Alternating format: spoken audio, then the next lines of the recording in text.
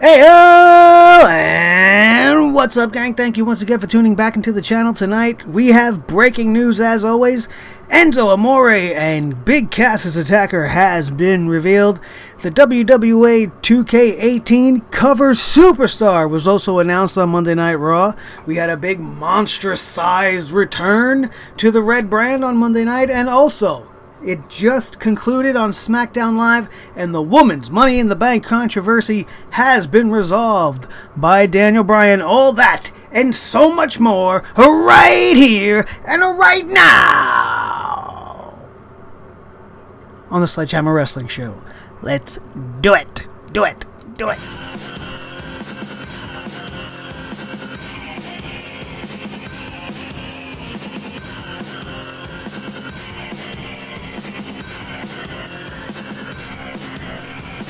Sledgehammer Wrestling Show.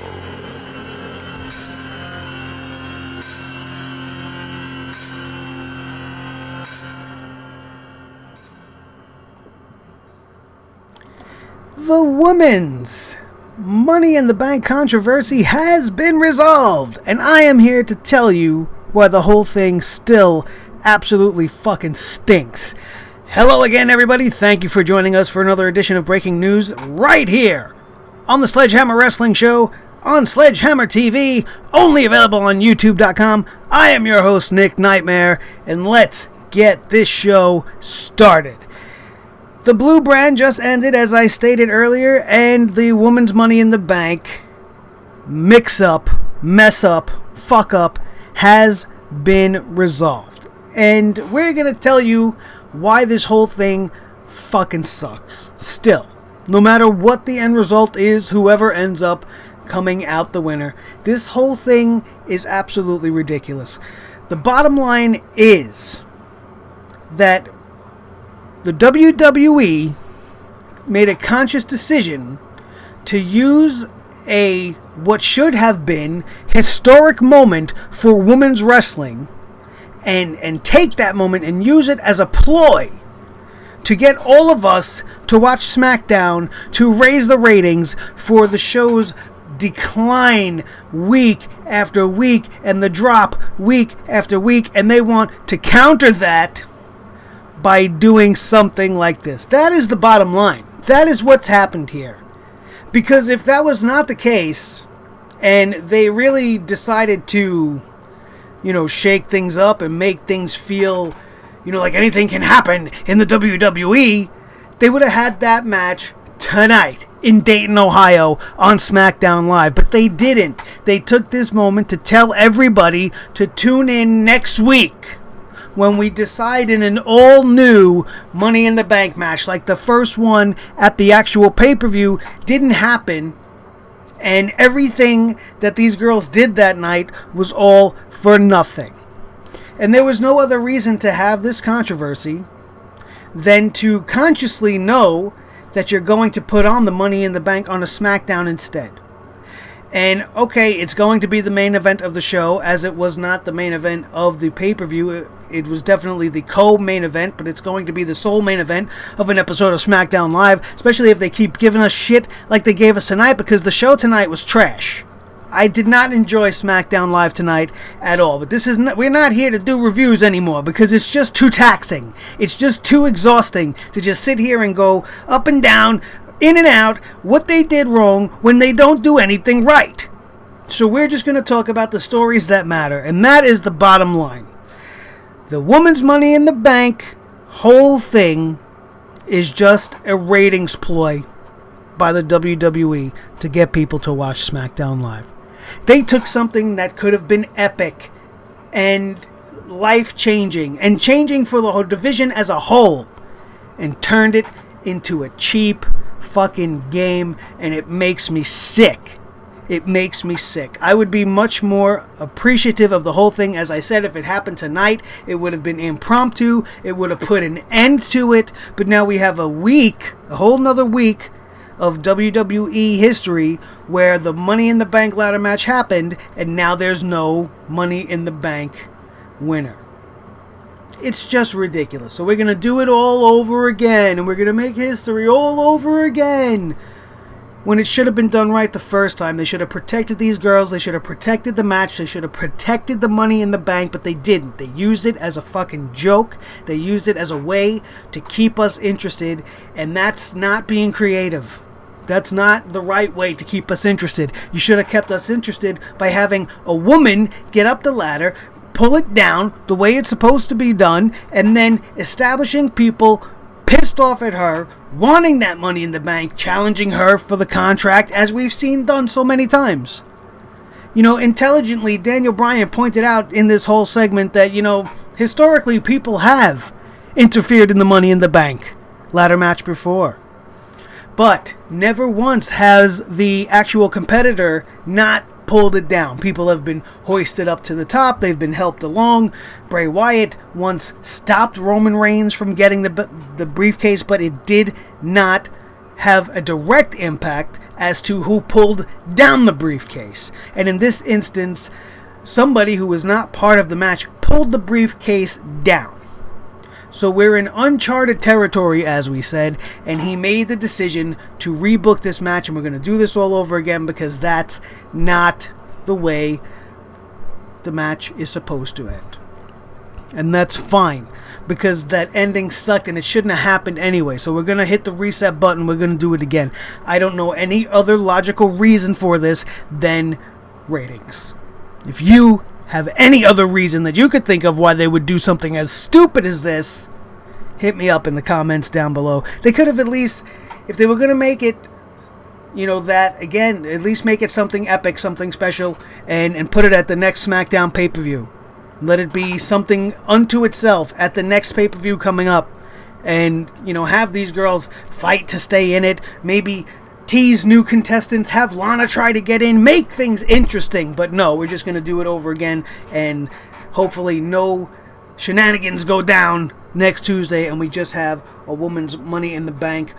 Miss Money in the Bank will finally be crowned. Everything that Carmella has gone through will be for nothing. This whole thing will be erased from our minds. Nobody's going to remember, other than the fact that she was the first one to hold it, but she wasn't the actual winner, which makes stupid sense. No sense. Absolutely stupid. The whole woman's thing throughout the night was full of absolutely cringe-worthy interview segments and a lot of people staring at the script on the floor, which we all have talked about on this show before. You see everybody talking to each other and then looking at the floor. Look at it up and look at the floor. Look at it up and read from the floor. And when they don't have this, they don't know what to say. And that is evident when you get to the ring and the girls are going one after another very awkwardly, trying to interrupt each other. Nobody's hearing each other. Everything is miscued. Nobody's saying anything of note. And then Charlotte finally gets something out that piques my interest when she tells Natalya that if she don't shut her mouth, she's going to make her look like Ellsworth. And then Tamina, the daughter of Jimmy Snuka, who's not known for giving the best of interviews, but Tamina, somebody who I have touted on this show that should be pushed to the top, that should be given a chance, that she should have been the eventual winner of this Money in the Bank ladder match. She goes and she has a minute. She has 1 minute to say something and stand out and make something of herself, and here's your moment to shine. And what do? What did she do? You know what she did. She repeated Charlotte's line. She repeated the cool line that Charlotte said. And it looked absolutely ridiculous. She looked like she knew it the minute she said it. And it was absolutely just one of the most crushing blows to me as, you know, a guy that does this. Because I'm always on here saying that Tamina should be given a chance. And then she does something like that. And it's like, ugh. The apple truly doesn't fall far from the tree.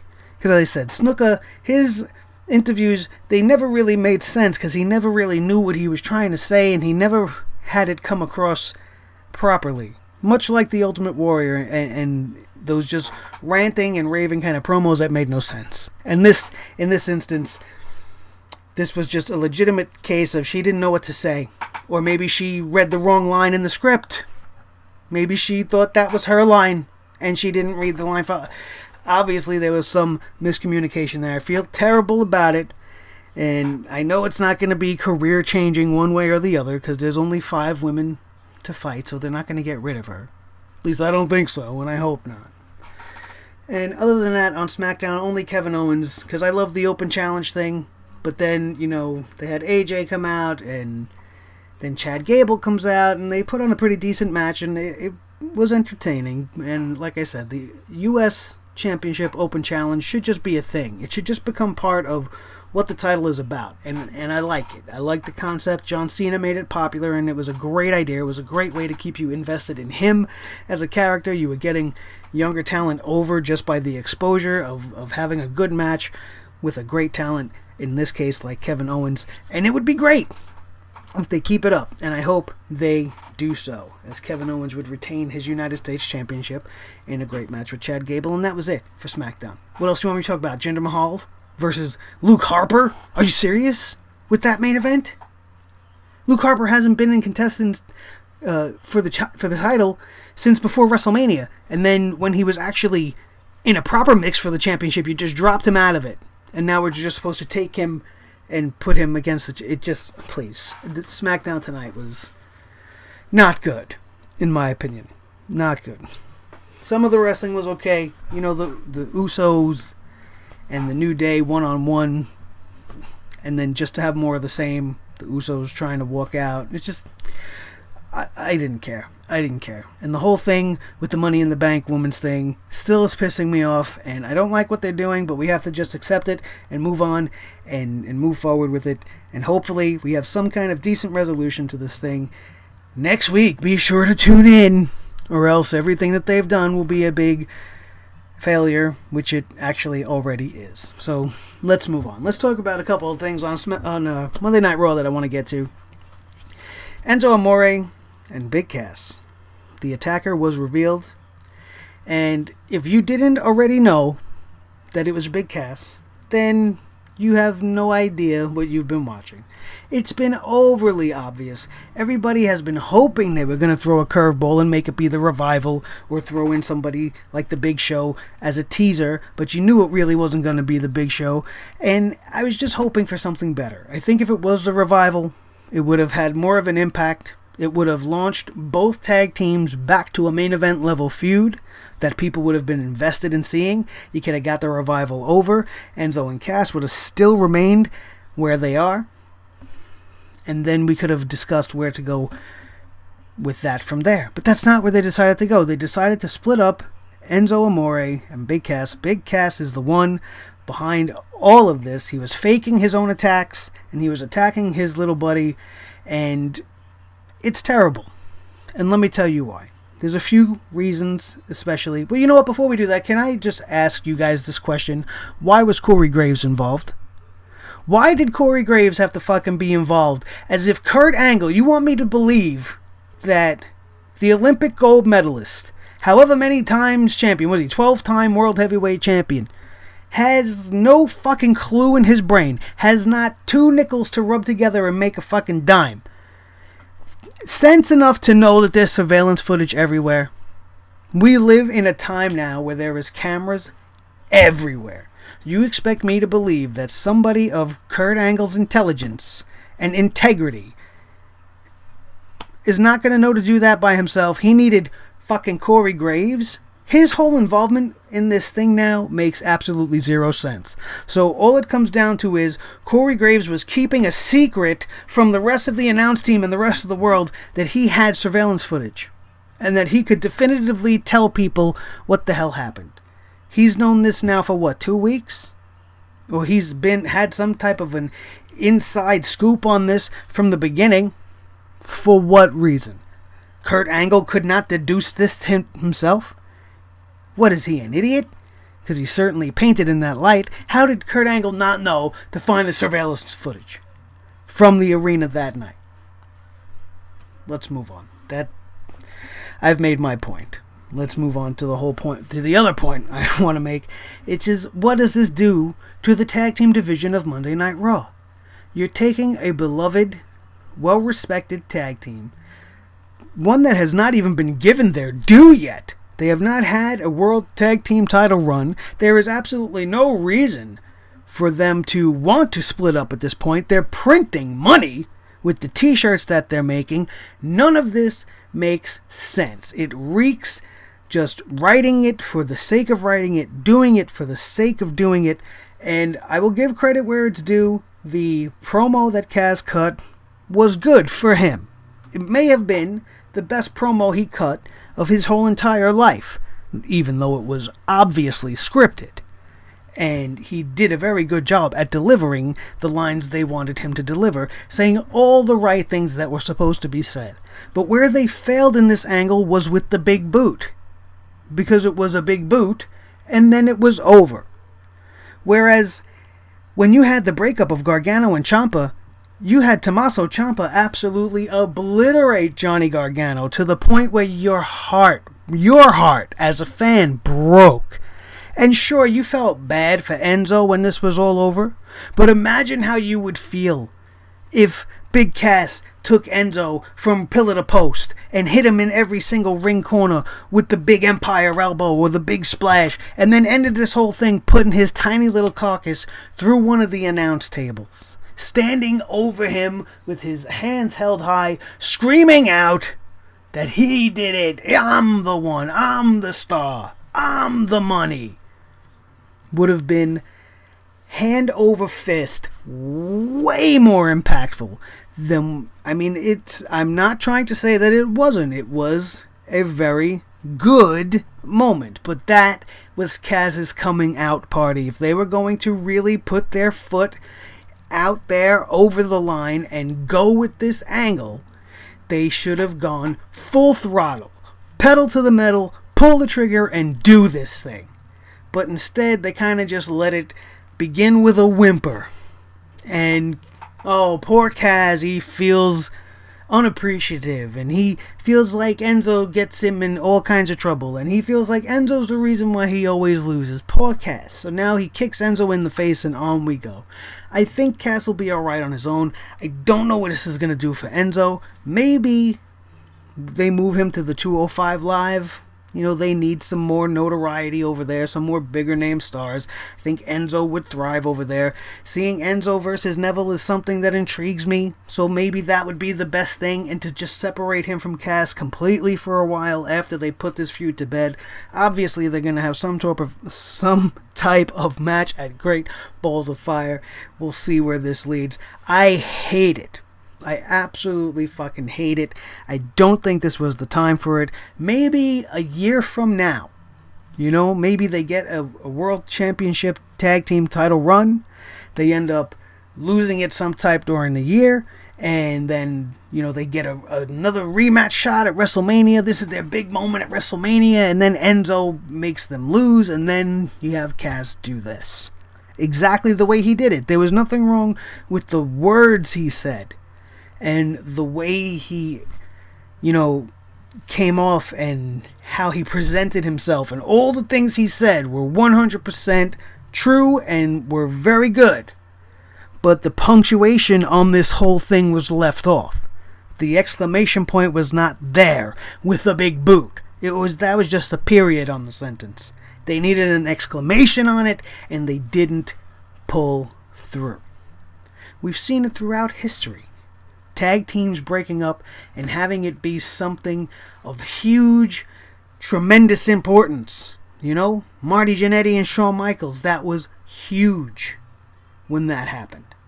And more recently, as I just brought up, Tommaso Ciampa and Johnny Gargano. That was a fantastically scripted breakup. And they failed to wait long enough. They blew their load too soon here, and it's just going to do nothing but damage to everybody. I just don't think Cass is there yet. I don't think Enzo, I don't think they have any idea what they're going to do with him one way or the other, and that the tag team division is going to suffer, and all this over-dramatic writing, and like I said, the involvement of Corey Graves just made this whole thing seem long and drawn out now for no reason. And it just rubbed me the wrong way. I don't like it. I will give it a chance, because it could get interesting if they do things the right way. But we'll have to see where it goes from there. The other big news from Monday Night Raw, Braun Strowman's return. Absolutely fantastic. At a great point in the show where we're having a confrontation between Roman and Samoa Joe. Fantastic The beeping of the ambulance, you already knew. Everybody was anticipating it. They said 6 months. We all already knew it was 4 to 6 weeks. And they could try to troll us all they want. It wasn't going to work. Soon as you heard the ambulance beeping and they cut to it backing up, I at least knew it was going to be the Monster Among Men. And it was. And he couldn't have looked happier to be back. He made a beeline to the ring, told Roman Reigns that he's not finished with him, and began to proceed to beat his ass down, challenge him to an ambulance match at Great Balls of Fire pay-per-view, as he said, and I'm good with it. I'm in. I like it. We all already kind of know that Braun Strowman is going to win this match, because Roman doesn't technically have to lose. He's not going to be pinned. He doesn't have to submit. It's not even going to be a count-out. Braun Strowman's going to put him in an ambulance and he's going to close the door. And that's how you win this match. So it's going to make both men look good. It's not going to hurt Roman Reigns. It's going to make Strowman look fantastic, getting his win back. His reaction from the crowd that night was off the charts, man. Braun Strowman is cementing himself as a superstar on this roster. And right now is a pivotal moment in his career. And where they go from him, with him from here, is absolutely critical, because he's in a very coveted territory where the fans want him. They want to love him. And if you turn him into a good guy, Braun, it's not probably gonna do what you're gonna want it to do, and it's gonna turn people against him. So it's gonna be a weird line to skirt with Braun Strowman, but it was a great moment on Raw. One of my favorite moments of the night, that night. Of course, every moment with Samoa Joe was absolutely fantastic. So we don't have to go too far into that. You watched it. You know what you saw. You know Joe versus anybody is absolute money. Joe versus Reigns was absolutely great. These guys had fantastic chemistry. If you ask my opinion, they shouldn't be doing that match now either. They're rushing with this. This is something that we could have had down the line at a big pay-per-view. This is a storyline that's got a lot of leg room to run with. The Samoan lineage of Roman Reigns versus the Samoan lineage of Samoa Joe. Roman Reigns wouldn't even refer to him as a Samoan. He said, "You're just Joe." That's an absolute insult to him and the whole culture of the Samoans. It was fantastic. I loved the segment, and Samoa Joe, with everything that's going on and how much interest this match with Brock Lesnar is gaining and getting worldwide and on YouTube and everywhere else, I don't think this is going to be what WWE intended, and they're going to have to shift gears. And Brock and Joe has only just begun. I doubt very highly, with the amount of interest, like I said, that this is going to be over at Great Balls of Fire. And if we're lucky, this has only just begun. And I bet my life that Brock Lesnar right now is the happiest he's ever been. Because of everybody they've put across the ring from him, there has been nobody, not Goldberg, not Orton, nobody that could give him a legitimate MMA style / wrestling match and actually go and can take the punishment and can be stiff with Brock Lesnar and not worry about him getting busted open. Samoa Joe is legit. Samoa Joe is a badass. He's as badass as Brock Lesnar is. They are both, to me, on equal ground. So this contest is going to be absolutely fantastic. I cannot wait. Other than that, the only other thing to talk about from Monday Night Raw was Seth Rollins announced that he's the 2K18 superstar cover for the 2K video game coming out this October. And I already can tell you that I don't care. And it has nothing to do with Seth Rollins. It has everything to do with 2K. 2K should care less about who's on the fucking cover of the game and should start delivering us a real video game. One that can emulate the actual experience of being a professional wrestler with an actual career mode that works and that doesn't make you wrestle the same 3 guys over and over and over and over and over and over again and never even get a title shot. And you have all these stars and all these abilities and you're gaining and you're getting all these levels up and all this shit, and it's all for nothing because you never get a shot at the title for whatever reason, because the game is broken. That's what the reason is. The algorithms aren't working and the games are always broken. You could do the same thing for the 2K Showcase. There's always something wrong with these games, always. And the fact that they took the general manager mode out of this game is ludicrous. It's one of the best parts of the game for us fans to sit here and us wise asses who think we know what we're talking about and think we could do it better. That's our platform to do it better. And then on top of that, what you should be doing is putting in a streaming mode and getting some kind of an agreement with YouTube so that you don't keep hitting us with content strikes if we want to showcase to the world what we're doing with your game, which is only free advertisement for you guys and the pennies and the nickels and dimes that we make here on YouTube, showing you guys the videos that we might do, that we do our own commentary over, and we can have dream matches that we can't see because a lot of these superstars have passed on, and we could do all these special things with the games and make our own leagues and make our own shows and do our own wrestling. But you guys put a stop to all that because we can't use the entrance musics, we can't use the themes, we can't show certain scenes that the superstars are doing certain poses. It's just ridiculous. There should be some type of a working agreement so that people who stream and do live play can do so without fear of being striked or hit with any kind of penalty whatsoever. It's part of the culture, it's part of the way the world works now. Yes, this is not what you're used to, but this is what happens now. People are going to want to play and show the world. Because we are creative people, we like to do things. We all have done it with 2K17. I have videos up on this channel, my 2K17 stuff. I did a little SCW preview when I was trying to do that before the game just completely broke on me. I couldn't even get a 7-man tournament to friggin' work right. Never mind a whole damn career for myself. So that's what they should be concerned with. Why are they treating this like Madden? Madden, and that whole franchise for EA, when they have the cover athlete every year, that's not even really a good thing anymore because it's become somewhat of a jinx. Every cover athlete has gotten hurt at some point and has had a not so great season almost the exact year after that game dropped. So it's almost like a curse as much as it is a blessing with all the money and the royalties you receive. But in this case, 2K, you are not EA, and WWE 2K18 is definitely not Madden. And none of the installments of the 2K franchise is anything close to what Madden delivers as far as a sports-themed game. I remember, I haven't played Madden in years, but I remember way back in the days where some of you guys probably weren't even born, in the early 90s, when Madden first came out and PlayStation, and it was on the Nintendo 64, and it was on the first few PlayStations that came out, and you had the option to own the franchise, and you could move your franchise to wherever you wanted, and you could change the name of your team and the logo, and I'm sure you could still do all these things. You could also give yourself a real superstar style career and be a quarterback and live the life of a quarterback, live that journey of the quarterback. They did it in NBA 2K. They have these little 2K career modes that showcase your whole first year with cutscenes and your NBA draft and your this and that and your debut with your team and your call up and all these great things that make you invested even more so in your computer character. Why can't they do this in wrestling?